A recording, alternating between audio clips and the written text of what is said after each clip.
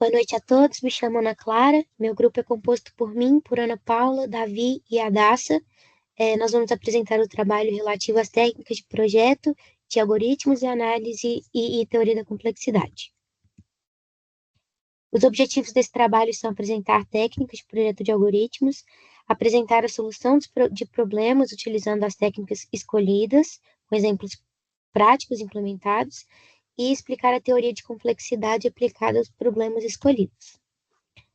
Fazendo uma contextualização, né, de que não existe uma solução única para todos os problemas computacionais, surgem aí as técnicas de projeto de algoritmos, que são justamente estratégias gerais para a solução de problemas, né? Com essas técnicas são apresentadas diferentes abordagens e estratégias que permitem a construção de algoritmos otimizados, né, com melhor desempenho e melhor complexidade na resolução de problemas. Alguns exemplos dessas técnicas são a divisão e conquista e a programação dinâmica, que nós iremos tratar, inclusive, nesse trabalho. Também temos a força bruta e algoritmos gulosos também, por exemplo. As características da programação dinâmica incluem, basicamente, um problema é quebrado em subproblemas menores, né, mais simples. Essa técnica faz um uso de memória extra porque ela vai armazenando as soluções dos subproblemas, justamente para não ter que resolver o mesmo subproblema outras vezes. Então, ele armazena essas resoluções para utilizar futuramente. E a programação dinâmica pode ser implementada de duas formas, ou usando o top-down, ou utilizando o bottom-up. O top-down, também chamado de memorização, ele é escrito de forma recursiva. Então, assim, sempre que o subproblema é resolvido, o resultado é salvo na tabela. E aí, quando a chamada recursiva inicia, o algoritmo faz uma consulta na tabela para ver se já tem solução para aquele subproblema, para poder aplicar essa solução e não ter que fazer um novo cálculo. Já no bottom-up, ele é feito de forma iterativa. E os subproblemas, eles são resolvidos do menor tamanho para o maior, e seus resultados também vão sendo salvos na tabela. Então, não é necessário verificar na tabela se um subproblema já foi resolvido, porque sempre se tem a garantia de que, ao resolver um subproblema, todos os subproblemas menores que ele já foram resolvidos. Em geral, essas duas formas de implementação fornecem algoritmos com o mesmo tempo de execução assintótico, porém, os algoritmos que implementam bottom-up podem ser mais rápidos, porque eles não ficam fazendo diversas chamadas recursivas igual nos algoritmos de top-down. Entretanto, os algoritmos de top-down podem ser assintoticamente mais eficientes quando vários subproblemas não precisam ser resolvidos. Por quê? Os algoritmos de bottom-up vão resolvendo todos os subproblemas, independente se ele é necessário ou não. Então, ele acaba resolvendo subproblemas que não vão ser necessários, né? Boa noite, pessoal. Meu nome é Ana Paula e eu vou falar um pouco sobre a técnica de divisão e conquista. Essa técnica divide um problema complexo em subproblemas menores e mais fáceis de resolver, né? Essa divisão é feita de forma recursiva até que os subproblemas se tornem suficientemente simples para serem resolvidos diretamente, que são chamados casos base, né? Após resolver cada subproblema individualmente, suas soluções são combinadas para formar a solução do problema original. O objetivo é atacar problemas grandes por meios de soluções simples e organizadas em etapas bem definidas. Em relação à implementação, essa técnica está presente em diversos algoritmos clássicos e eu destaquei aqui 3 exemplos de implementação. O merge sort, né, que é um algoritmo de ordenação que divide o vetor em 2 metades, ordena cada uma recursivamente e, em seguida, intercala as 2 partes ordenadas para obter o resultado final. O quicksort, que também é um algoritmo de ordenação, mas que inicia com a escolha de um elemento pivô, dividindo o vetor em 2 grupos, um com elementos menores e outro com elementos maiores que o pivô, ordenando cada grupo recursivamente. E a busca binária, que é utilizada para localizar um elemento em um vetor ordenado. Então, a ideia é que a cada etapa o vetor é dividido ao meio e a busca continua apenas na metade que é relevante, né, de acordo com a comparação com o valor procurado. Bom, em relação às vantagens e desvantagens da técnica de divisão e conquista, a gente tem aqui, em relação às vantagens, a redução do tempo de execução. Então, assim, ao dividir o problema, as soluções são alcançadas de forma mais eficiente. A clareza na modelagem, né? A estrutura recursiva, ela traz organização, facilidade aí no entendimento da lógica do algoritmo e a facilidade de processar os subproblemas em paralelo, né? Como os subproblemas são independentes, a gente consegue processá-los de forma paralela, né? O que melhora aí o desempenho em sistemas com múltiplos núcleos, por exemplo.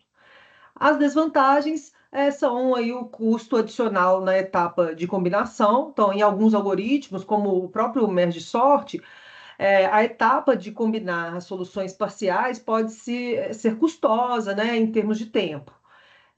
Um outro ponto também é o uso extra de memória. Também, no caso do merge sort, a necessidade de espaço adicional para armazenar as partes durante a ordenação. E o entendimento sobre a recursividade, né? A aplicação correta da recursividade, ela exige atenção e um bom entendimento, né? Então, o que pode dificultar aí, às vezes, na implementação aí para iniciantes. Boa noite, gente. Meu nome é Adassa. Eu vou falar um pouquinho da teoria da complexidade, dar uma inicializada nesse assunto antes do Davi falar para vocês dos algoritmos, né, que a gente fez. Basicamente, o que é a teoria da complexidade? A teoria da complexidade, ela estuda a quantidade de tempo e espaço para resolver problemas computacionais. E o objetivo dela é, com base na dificuldade, a gente usar conceitos de tempo, espaço, eficiência de algoritmos para a gente conseguir solucionar esses problemas e ver basicamente onde eles se encaixam nessas classes de complexidade. Pode passar para mim, fazendo um favor? Igual eu estava falando das classes de complexidade, a gente tem a classe P, NP, NP completo, NP difícil e SPOTIME. Cada uma delas tem um conceito diferente e elas se conectam de certa forma. Por exemplo, a P, elas são problemas resolvidos em tempo polinomial. Então, basicamente, é um problema que ele é resolvido em um tempo mais rápido. O NP, ele fala que são problemas cujas soluções podem ser verificadas rapidamente. Então, basicamente, o NP, ele busca um algoritmo determinístico para solucionar. Então, ele verifica aquele algoritmo para ver se ele é solucionado em tempo polinomial. Então, não necessariamente P é NP. Porque pode ser que esse algoritmo não seja feito em tempo polinomial, então não dá para falar que P é NP. Depois disso, a gente tem o MP completo, que são os mais difíceis dentro de NP. Se resolve ele, a gente resolveria os outros. Então, por exemplo, se esse problema, se a gente descobrisse um algoritmo que, enfim, solucionasse o NP completo, a gente falaria que P é NP. Então, resolveria vários problemas da computação, igual eu tinha falado anteriormente. A gente também tem o NP difícil, que são problemas tão difíceis quanto o NP completo, mas não precisam estar necessariamente em NP. Porque o NP completo, ele precisa estar em NP. O NP difícil não necessariamente está em NP. E a solução pode não ser verificada rapidamente. E a gente também tem outra classificação, que é esse SPTime, que são problemas resolvíveis em tempo exponencial, que é um tempo mais lento, então é um tempo mais difícil, né? Que é mais lento mesmo de se resolver, diferente de P, que é em tempo polinomial. Meu nome é Davi. Agora que a Ana Paula, a Ana Clara e a Dassa apresentaram conceitos teóricos relacionados ao que a gente vai apresentar aqui, especificamente sobre os algoritmos, usando as técnicas de divisão e conquista e de programação dinâmica, eu vou introduzir os problemas que a gente escolheu para apresentar. O primeiro deles é a Torre de Hanoi, que é um problema matemático muito conhecido, cujo objetivo é mover todos os discos de uma torre para outra. Então, ele é um problema que tem essa configuração com três hastes ou três torres, A, B e C, e uma série de discos empilhados em cada uma dessas torres. O objetivo é mover todos esses discos de uma torre para outra, né? Só que isso não pode ser feito de qualquer forma, existem regras. As regras são três, que somente um disco pode ser movido por vez, somente o disco do topo da pilha pode ser movido, então não posso pegar um disco do meio e mover arbitrariamente, não, tem que ser sempre o que está em cima. E no final, um disco menor não pode permanecer sobre um disco maior. Então, nos meus movimentos, eu não posso colocar um disco pequeno em cima de um disco que é maior que ele. Esse algoritmo, ele pode ser resolvido recursivamente. E a relação de recorrência para determinar a quantidade de movimentos necessários para completar ele é essa aqui que está na tela. A função é 1, se n igual a 1, ou seja, o número de discos é igual a 1, e a chamada recursiva 2 vezes t de n menos 1 mais 1, se o n for maior que 1. Por que que isso acontece? Pegando esse exemplo aqui, por exemplo, que está aqui com 3 discos, o que é necessário fazer para mover todos esses do A para o C é mover esses 2 discos para a segunda torre, mover esse disco de baixo que vai sobrar após mover esses 2 discos para cá, e depois mover os mesmos 2 discos que estão para cá para a torre de cima de volta. É sempre um movimento a mais para mover o disco que está na base e a mesma quantidade de movimentos para mover os n-1 discos. Então, por isso que tem esse 2 vezes aqui do lado, porque esses n-1 discos tem que ser movido 2 vezes para a gente conseguir completar o problema. Esse aqui é uma versão do algoritmo que é bem simples, que é uma versão recursiva dele, simplesmente para exibir todas as movimentações necessárias em formato de string mesmo, necessários para a gente completar o problema e resolver o problema, dada a quantidade de discos. E repare que é a mesma configuração que eu falei. A gente tem a chamada inicial com n, que é o número de discos, qual que é a torre inicial, qual que é a torre final e uma torre auxiliar, são aquelas 3 torres que tem lá naquela imagem. E se o n é maior que zero, ou seja, se enquanto o disco aqui for maior que zero, quantidade de discos, a gente chama torre de Hanoi, diminuindo o problema em n-1 discos, só que movendo da torre inicial para a torre auxiliar, ou seja, a gente move de uma torre para outra, e a gente faz isso para os n-1 discos. Depois, a gente fala que a gente tem que mover o disco que está no topo, que é o disco N, da torre de origem para a torre de destino. E depois a gente move de volta os n-1 discos que estão lá na torre auxiliar, então repara que a torre de origem agora é a torre auxiliar, para a torre final. Então, nisso a gente resolve o problema, nisso todos os movimentos necessários. O algoritmo 2 é o algoritmo que determina o número de movimentos, que é simplesmente aquela relação de recorrência que eu mostrei anteriormente, implementada em um algoritmo. Então, se o n for maior que 1, é 2 vezes a própria função com n-1 mais 1. Caso contrário, retorna somente 1. Vou mostrar aqui para vocês a execução desse algoritmo mesmo. Então, aqui a gente implementou esses algoritmos em C#, e eu estou executando esse algoritmo aqui com 3 discos e chamando o algoritmo recursivo. Repara que quando eu executo, ele listou aqui todos os movimentos, moveu o disco 1 da torre 1 para a torre 3 e por aí em diante. Ele lista todos os movimentos até que eu complete o algoritmo. Repara que ele tem 7 linhas aqui e embaixo a gente implementou o método para saber o número de movimentos. Então aqui a gente está especificando que são necessários no mínimo 7 movimentos para completar a torre de Hanoi com os 3 discos. Essa é a versão recursiva desse algoritmo que determina o número de movimentos da torre de Hanoi. Mas como a gente viu lá na disciplina, os algoritmos recursivos eles podem ser reduzidos a uma função fechada, né? Então, esse algoritmo também ele não precisa ser recursivo, porque isso consome mais espaço, mais memória e tempo também. Então, se a gente quiser, a gente pode fazer uma versão desse algoritmo que é não recursiva, que é simplesmente 2 elevado a n menos 1. Então, é isso que eu estou fazendo aqui. Se a gente resolver a relação de recorrência, a gente chega nessa fórmula fechada. E repara que o resultado é exatamente o mesmo. São necessários no mínimo 7 movimentos para completar a torre de Hanoi com os 3 discos. Se eu colocar isso aqui para 4 discos e executar de novo, também vai funcionar. Só que agora vai ser uma série a mais de movimentos aqui que vai ter também, né? No mínimo 15 movimentos, né? Praticamente dobra aí a quantidade de movimentos. Continuando, o segundo problema que a gente escolheu apresentar é o problema de determinar a menor distância entre todos os pares de vértices de um grafo. Isso é um problema muito útil para aquelas questões de otimização, por exemplo, de custo. Você pensa numa prefeitura, por exemplo, que quer construir estradas ou ferrovias interligando cidades, né? Uma prefeitura não, um estado. E ela quer fazer isso com o menor custo possível. Então, essa questão de saber a menor distância entre todas as cidades é útil para esse tipo de coisa. É, por exemplo, aqui a gente tem nesse gráfico que está desenhado aí abaixo, 4 vértices, que seriam essas 4 cidades, e a gente repara que, por exemplo, tem uma ligação direta entre a cidade A e a cidade C, com custo de 10. Mas, se a gente for reparar, tem um outro caminho de A até C que tem um custo menor. De A até B tem um custo 3 e de B até C tem custo 1. Então, ir de A até B e depois de B para C é mais barato, né, construir um caminho que interliga esses do que ir diretamente de A até C. Ou seja, provavelmente essa prefeitura não construiria essa estrada de A até C.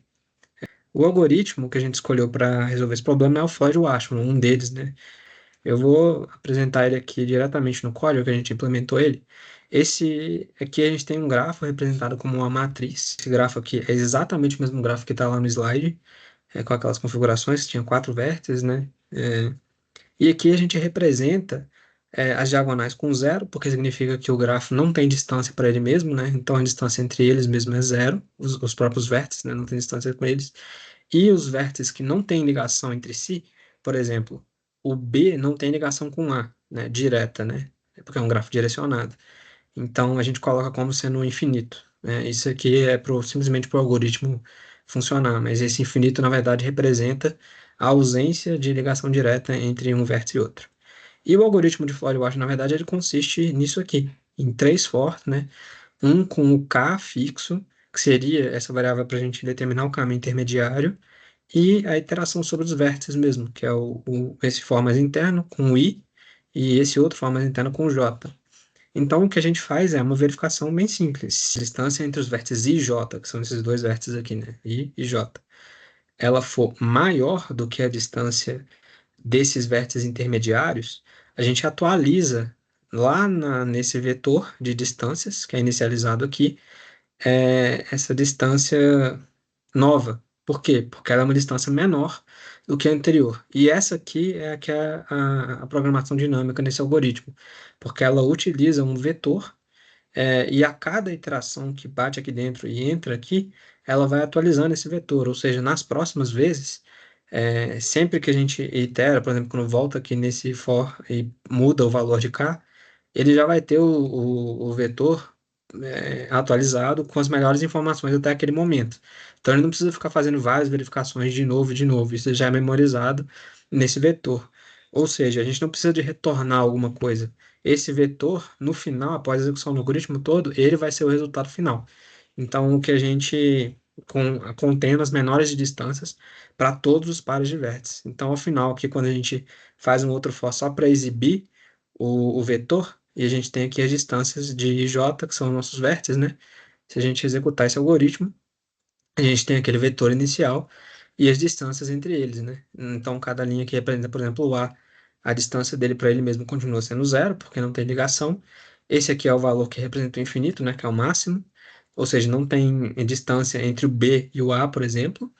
Mas do A para o C, por exemplo, lembra que eu comentei anteriormente que o custo menor era 4. E lá no gráfico original era 10. Dando continuidade aqui, a gente vai falar sobre a teoria da complexidade aplicada aos problemas que a gente mostrou anteriormente. Com relação à torre de Hanoi, quando o problema é listar a sequência de movimentos necessários para completar o problema, ou seja, solucionar a torre de Hanoi com N discos, é necessário um tempo exponencial para isso, porque a gente viu lá que a quantidade de movimentos necessária mínima para completar uma solução com N discos é 2 elevado a N menos 1. O N está no expoente, então é uma solução exponencial. E não se encaixa, por isso, naquelas definições de P e NP. Já quando a gente só quer determinar a quantidade de movimentos necessários, o custo é linear, é O de 1, porque basta fazer aquela função 2 elevado a N menos 1. Não é necessário fazer a recursividade para descobrir essa quantidade de movimentos. Fundamentalmente, a torre de Hanoi também não é um problema de decisão, e é por isso que ela não se encaixa naqueles quesitos de P e NP. Porque ela seria um problema de decisão se o problema fosse listado do tipo, dado um número de movimentos, eu consigo fazer uma solução para N discos, com esse número de movimentos ou menos. Isso seria um problema de decisão. Mas no caso aqui que a gente mostrou só de listar a quantidade de movimentos ou saber a quantidade de movimentos necessários, que são os usos mais clássicos da torre de Hanoi, eles não se encaixam nessas categorias porque ele é exponencial. Com relação ao menor caminho entre os pares de vértices de um grafo, a gente usou a solução do Floyd-Warshall, cujo tempo para chegar na solução é polinomial, com o Big O de n ao cubo, porque a gente tem 3 fors, os 3 iteram até n, de 0 até n, e isso ele pode ser classificado como um problema da classe P. Essa foi a nossa apresentação, gente. A gente agradece, muito obrigado e até mais.